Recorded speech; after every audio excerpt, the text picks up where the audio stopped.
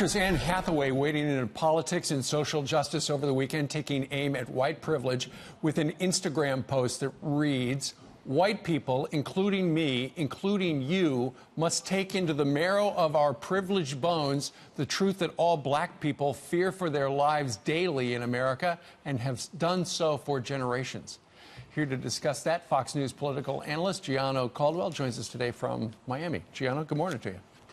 Thank you. Good morning. So what do you think Anne Hathaway was trying to say there? Well, I thought it was unsubstantiated to say all black people fear in their lives. I go back to the scripture, which is my favorite. For God has not given us the spirit of fear, but a power, love, and a sound mind. But at the same time, I do recognize that there are some who are concerned about racism. And actually, there's a lot of people that are concerned with racism. There are some that have fear about what can happen. I think about in Chicago, which is where I'm from and which we'll talk about today, there are people that walk down the street in constant fear of losing their lives. So that is my element that I get from this post, what I can accept. Well, let's talk a little bit about your op-ed that you wrote for FoxNews.com. I know a number of months ago you called for the president to provide help. The president himself at one point said he talked about sending in the feds. But now you look at the number of people who have been shot and killed, 1,607 people shot in Chicago so far this year. That is a jaw-dropping number, and this is very personal to you. Tell us about your brother. So last year during Memorial Day, my younger brother was in the car with a couple of his friends on the south side of Chicago when two men walked up to the car and shot the car 25 times. When I think about the fact that we can be on television right now discussing my little brother in past tense, it just brings tears to my eyes.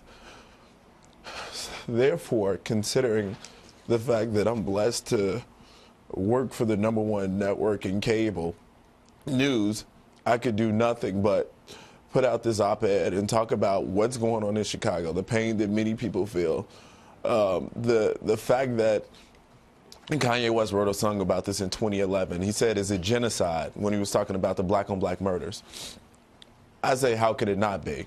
Yale did a study in, I believe, 2015 where they noted that in Chicago, for every 100,000 residents, there's one white person shot on average, 28 Hispanic people shot on average, and about 113 black people shot on average. When considering that fact, and we got almost 3 million people in Chicago, we know that the mayor of Chicago, Rahm Emanuel, has been completely and totally ineffective in bringing about, excuse me, I'm sorry. It's okay. I'm so sorry. This is so personal substantial change to the city of Chicago. Gianno, so yeah, it is very personal to me. It is. I mean, you were talking about the day they shot up the car your brother was in. Your brother survived, but his best friend died in his arms. He no longer lives in Chicago. Yes, his best friend died in his arms, bloody. But there's so many people in the city of Chicago who experience this level of pain. So many families. There seems to be daily black bodies littered in the street. I've said before, Rahm Emanuel could care less. Black lives don't matter to Rahm Emanuel. Black votes matter to Rahm Emanuel. Hispanic votes matter to Rahm Emanuel. And now we have a city that's completely and totally in chaos, and I'm asking the president of these United States to get involved. Absolutely.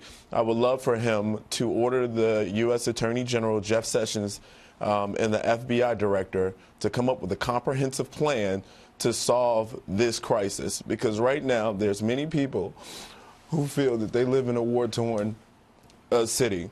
And the fact of the matter is, walking down the street, you can lose your life. We've seen people from an infant to a senior citizen watering their grass be shot in the city of Chicago. So with that being the case, we can no longer wait for the leaders there to get it together. We need the president to step in, fund programs that will absolutely help youth who believe that they have nothing to live for at this point. We need sincere help, and we need it today.